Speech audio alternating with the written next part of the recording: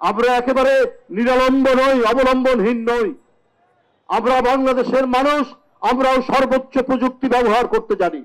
আমরা আমাদের দেশকে রক্ষা করার জন্য আকাশ, পাতাল, ভূমি, পানি প্রত্যেকটি জায়গায় আমাদের যে শক্তি, আমাদের যে সশস্ত্র বাহিনীর, আইনসঙ্গত বাহিনীর যে শক্তি, সে শক্তিও কিন্তু কম নয়। বাম দিকে অপর্ণা, আমাদের আরেক দিকে নিপুণ রায়চৌধুরী, আমাদের আরেক দিকে রমেশ দত্ত, এদেরকে নিয়েই আমরা কাঁধে কাঁধ মিলিয়ে আমরা মিছিল করি, আমরা জনসভা করি, আমরা আড্ডা মারি।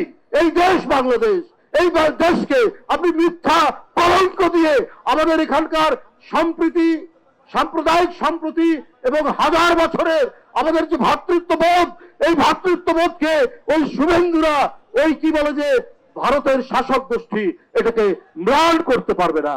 নানা অপপ্রচার আর অপতথ্য দিয়ে ভাসিয়ে দেওয়ার চেষ্টা করছে, কিন্তু লাভ কি তাতে? কলকাতার নিউ মার্কেট বন্ধ, কলকাতার ডিপার্টমেন্টাল স্টোর বন্ধ, কলকাতার হাসপাতালে রুগী নাই, ক্লিনিকগুলো বন্ধ। তাতে আপনাদের আনন্দ হতে পারে, আমাদের এখানে কোনো ধরনের ভ্রুক্ষেপ নেই। ভারতে যায় মানুষ চিকিৎসা করার জন্য, টুকটাক কেনাকাটার জন্য। এটা এই কারণে যে একটি বড় দেশ, একটা ট্যুরিজম হয়, একটা বেড়ানোর সুযোগ থাকে। বাংলাদেশে আপনারা মনে করেছেন এখানে হাসপাতাল নেই? আপনারা যে সমস্ত জায়গা থেকে পড়াশোনা করেছেন, বিশেষ করে চিকিৎসা বিদ্যায় ইউরোপ, আমেরিকা, আমাদের চিকিৎসকরাও তো সেখান থেকে পড়ে আসছে।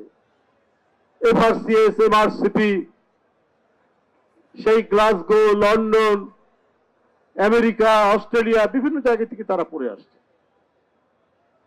তো চিকিৎসার তো আমাদের কোনো অভাব নেই। আমাদের মেডিকেল কলেজ অসংখ্য, সরকারি এবং বেসরকারি মিলিয়ে। ওরা মনে করেছে আমরা বোধহয় একেবারে বাঁশ ঝাড়ের মধ্যে থাকি। আরে ভাই, আমাদের এই দেশে শতকরা 100% স্যানিটেশন সিস্টেম, অর্থাৎ ডেভেলপ স্যানিটেশন সিস্টেম। কেউ বাস ঝাড়ে যায় না, কেউ রেল লাইনের ধারে টয়লেট সারে না। আর আপনি কলকাতা থেকে দিল্লি যাবেন, আপনি রেল লাইনের ধারে দেখবেন কি অদ্ভুত ব্যাপার। যে দেশের মাত্র 60% স্যানিটেশন সিস্টেমটা কিছুটা ডেভেলপ, 40% কোনো স্যানিটেশনই নাই। উন্মুক্ত প্রান্তর ছাড়া আপনার কোনো ব্যবস্থা নেই। তো তারা কিসের অহংকার করে? ওরা আসলে ভয়ঙ্কর রকমের সাম্প্রদায়িক, ঘৃণা ছাড়া, অন্যের প্রতি অসূয়া ছাড়া, ভিন্ন ধর্মের প্রতি তারা প্রতিহিংসা দেখানো ছাড়া ওদের আর রাজনীতি নেই। ওদের রাজনীতি শেষ হয়ে গেছে। তাই এখন পেয়েছে শেখ হাসিনাকে। শেখ হাসিনা পলাতক, বাংলাদেশ ছেড়ে তাকে চলে যেতে হয়েছে। একমাত্র দিল্লির আশীর্বাদে 15-16 বছর তাকে টিকে থাকতে হয়েছে। উনি ভোট ধ্বংস করেছেন, উনি ভোটারদেরকে ঘরের মধ্যে ঢুকিয়ে রেখেছিলেন, উনি নির্বাচন শেষ করে দিয়েছেন, নির্বাচন কমিশন ধ্বংস করেছেন, করে 15 বছর টিকেছিলেন। তো আপনারা যদি গণতান্ত্রিক রাষ্ট্র হন, আপনারা যদি সেকুলার রাষ্ট্র হন, আপনার নিজের দেশের জনগণ ভোট দিতে পারে, ইচ্ছা মতো সরকার পরিবর্তন করতে পারে, কিন্তু বাংলাদেশে যাকে আপনারা সমর্থন করেন, সেই শেখ হাসিনা বাংলাদেশের মানুষকে বন্দী এবং কৃতদাস করে রেখেছিল, তাকে আপনারা সমর্থন করেন। তার মানে কি? আপনারা বাংলাদেশের মানুষকে পছন্দ করেন না, আপনারা বাংলাদেশের সার্বভৌমত্বকে আপনারা শ্রদ্ধা করেন না, বাংলাদেশের স্বাধীনতাকে আপনারা শ্রদ্ধা করেন না, তাহলে আপনারা হাসিনাকে সমর্থন দিয়েছেন কেন?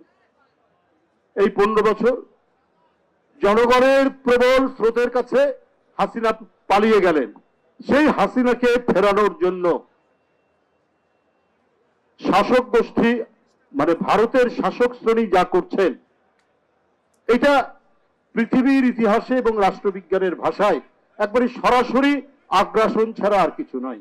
ওরা এত মন খারাপ কেন শেখ হাসিনার জন্য? কারণ ভুটান তাদের সাথে নেই, নেপাল নেই, পাকিস্তান নেই, শ্রীলঙ্কা নেই, ছোট্ট একটি দ্বীপ রাষ্ট্র মালদ্বীপ তাদের সাথে নেই।